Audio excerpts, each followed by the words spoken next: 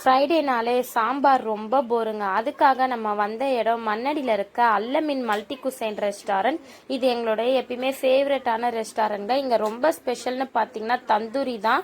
தந்தூரி ரொம்ப டேஸ்ட்டாக இருக்கும். நாங்கள் ஆர்டர் பண்ணது chicken fried rice, egg noodles combination. Egg noodles tandoori chicken ரொம்ப நல்லாயிருக்கும்.